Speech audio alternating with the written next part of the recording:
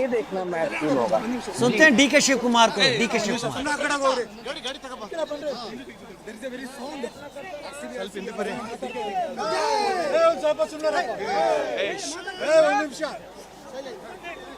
See, the entire Karnataka is excited.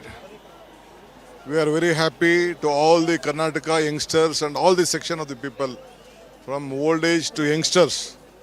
They prayed, they loved, they gave their strength, and after 18 years long, we could succeed. And I would like to congratulate Mr. Kohli, who stood like a rock for this. His loyalty to Karnataka has paid royalty. He has given his heart, he has given his love, he has given his youth and all his strength to the success. I hope this will be the beginning, and days to come, the years to come, we are going to achieve the same cup remains with RCB.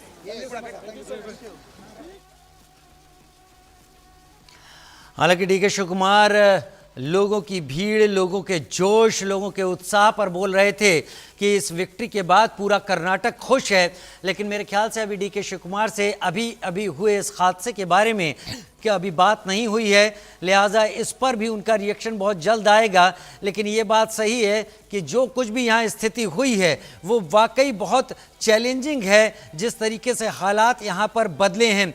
आनंद, अपनी बात पूरी कीजिए। मेरा मानना है कि अब victory parade के लिए जगह बची नहीं है, क्योंकि यह हादसा विक्ट्री परेड के लिए उपयुक्त नहीं है। देखिए, अगर कोई भी सेलिब्रेशन हो, अगर वहां पे मातम आ जाए, मातम शब्द ही अगर आ जाती है, तो ऐसे में ही उसको अशुभ कहा जाता है। तो ऐसे में कहीं ना कहीं अब ये पूरे कर्नाटका पुलिस और कर्नाटका एडमिनिस्ट्रेशन के लिए चैलेंज है कि वो क्या डिसीजन लेते हैं।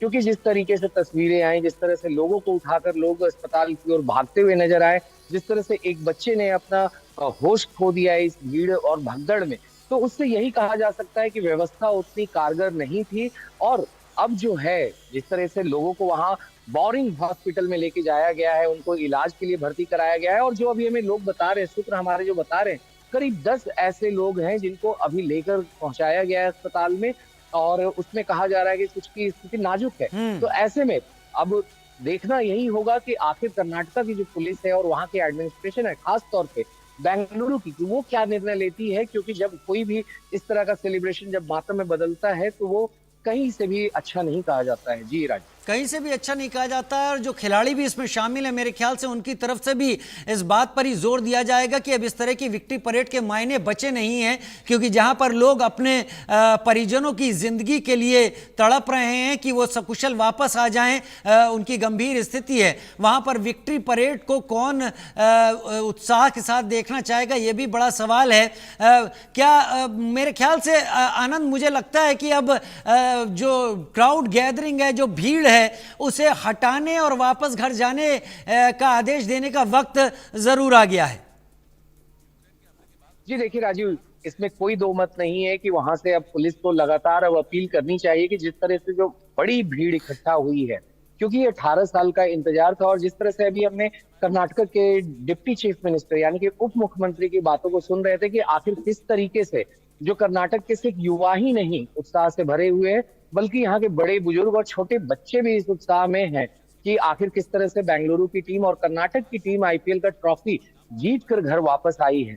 तो उन्होंने इस उत्साह के बारे में जरूर बात की, मगर अब जो भीड़ इकट्ठा हुई है, उनको कुशल पूर्वक उनके घर पहुंचाने की भी एक बड़ी जिम्मेदारी वहां की प्रशासन के ऊपर अब जाती है। क्योंकि जिस तरीके से ये हादसा हुआ जिसमें 3 लोगों की मौत हो चुकी है, अब प्रशासन को चाहिए कि अब इसमें किसी भी तरह की कोई कमी ना छोड़े और लोगों को अपील करके, लोगों को समझाकर वो वापस उनके घर भेजे। क्योंकि इस तरह के हादसे के बाद किसी तरह के विक्ट्री परेड का कोई औचित्य नहीं रह जाता है। जी राज, वाकई इस तरह की विक्ट्री परेड का कोई औचित्य नहीं रह जाता है। इस हादसे के बाद हम लगातार तस्वीरें दिखा रहे हैं, चिन्नास्वामी स्टेडियम के बाहर मची भगदड़ की तस्वीरें। आरसीबी की विक्ट्री परेड के दौरान ये भगदड़ मची है। 3 लोगों की शुरुआती मौत की खबर, कई लोग घायल हैं, एक महिला समेत 2 पुरुष की इस भगदड़ में मौत हो गई है। और ये सब विक्ट्री परेड में हिस्सा बनने के लिए पहुंची भीड़ के साथ हुआ, क्योंकि बाहर इतनी भीड़ हो गई थी और अंदर इतनी भीड़ हो गई थी जो कि वर्तमान चिन्नास्वामी स्टेडियम की कैपेसिटी से भी ज्यादा हो गई थी और सभी अंदर जाने की कोशिश कर रहे थे। बहुत शुक्रिया मेरे साथ जुड़ने के लिए आनंद कुमार, इस जानकारी के साथ आपका। एक छोटे से